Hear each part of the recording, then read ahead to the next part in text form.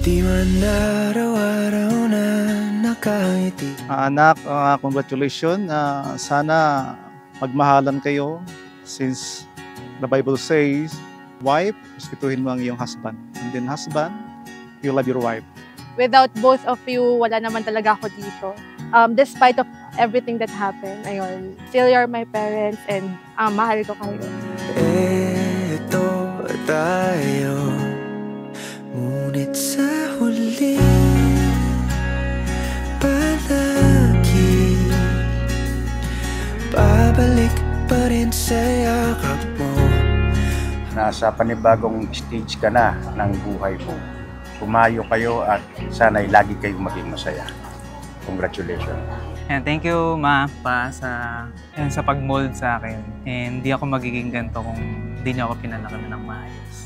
Love you, Pa. Iyo ako,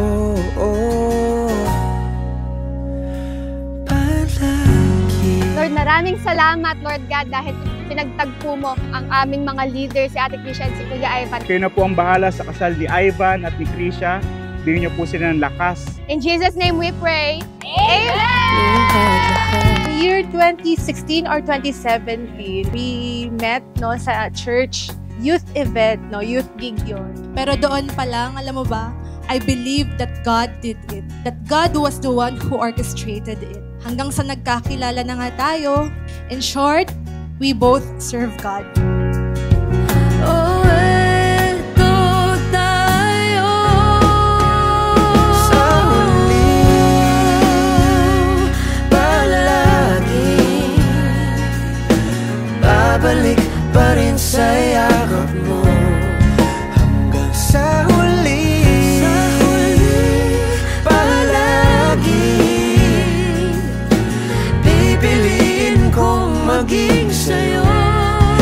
Ulit-ulitin man, nais kong malaman mo, iyo ako.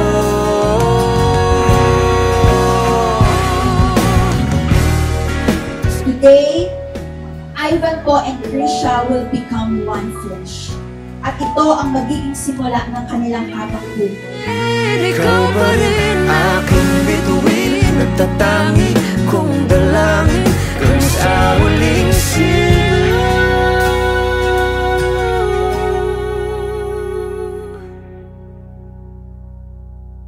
sa huli.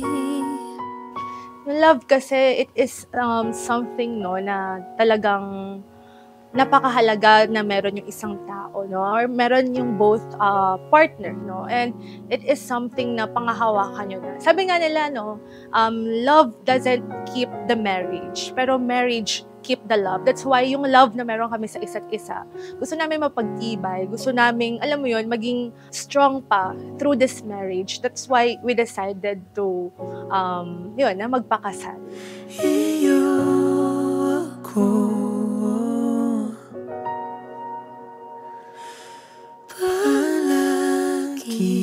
And Ivan, thank you for staying with me. Thank you for choosing me every day. And now we're in the new chapter of our life. And I'm very ready to face this new mission with you. May isang umaga na tayo'y magsasama.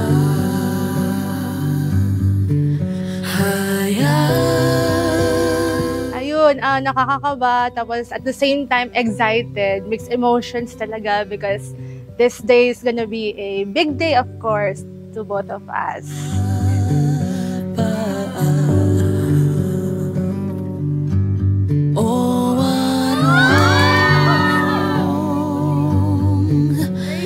Wala pa nga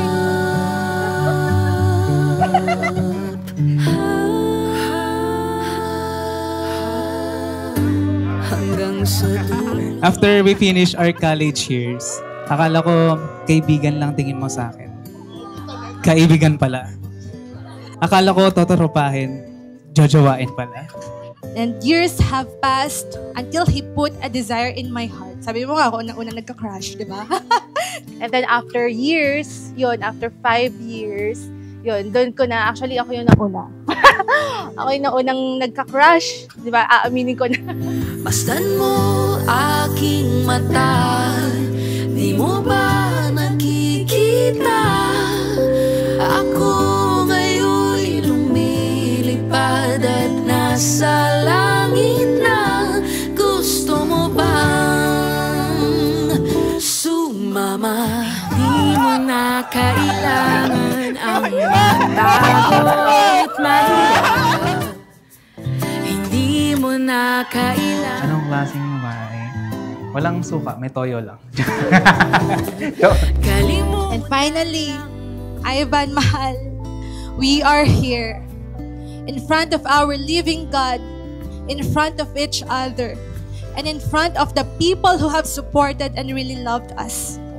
I really can't deny that it is God's big grace that brought us here. Akala mo, ikaw lang may gift namin? Nuningning! Pasok!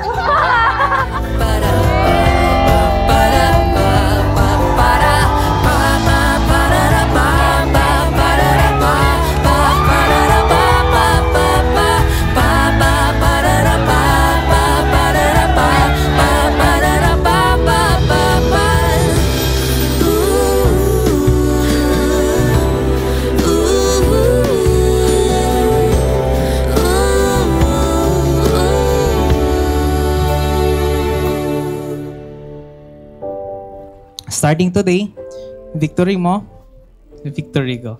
Struggles mo, struggles ko. And excited na ako sa mga challenges na sabay nating iiyakan, pero sabay din nating pagtatagumpayan. Ang dami mong ginawang sacrifices para sa akin at sa family ko.